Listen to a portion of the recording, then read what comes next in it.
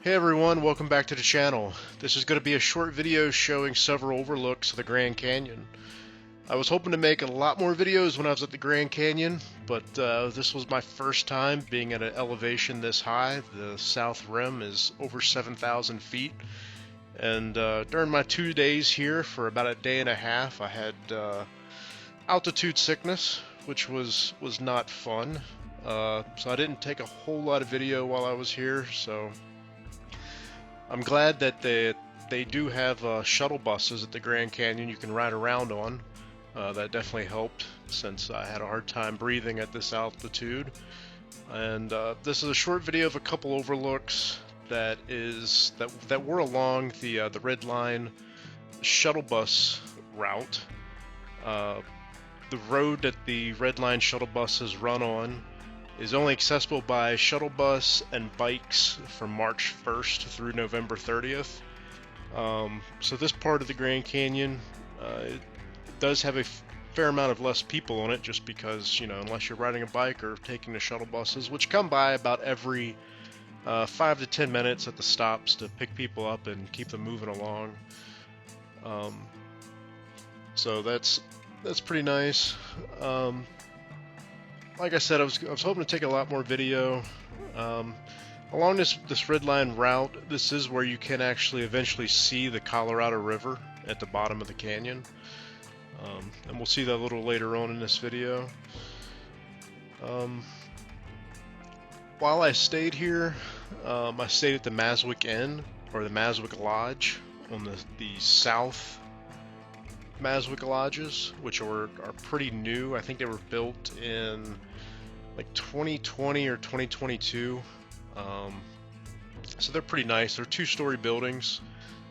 You can request to stay on the top level, which I did, which made everything pretty quiet.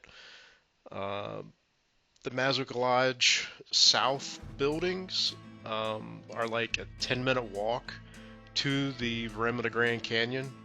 So you are staying in the park, which also means they're at a premium price. But I highly recommend it, especially if you want to do any nighttime photography. You can just walk right out of the lodge, walk down to the canyon, and you set up a tripod. You can take some really good pictures of the night sky. Also, you avoid all the traffic during the daytime because you can just literally walk to the canyon.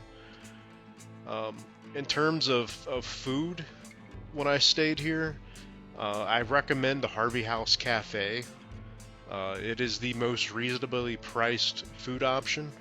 Of course, anything in the national park is going to be expensive, but we ate breakfast and dinner each day at the restaurant, and they're actually reasonably priced prices there.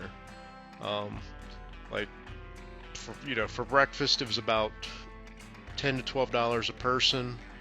And then at dinner time, prices were a little higher, depending on what you ordered. But you were looking anything from $15 to $20 a person. But if you want to go outside the park, you're looking at a 8-mile drive outside the park to the nearest town, which you can do. Things are a little cheaper there, but not a whole lot.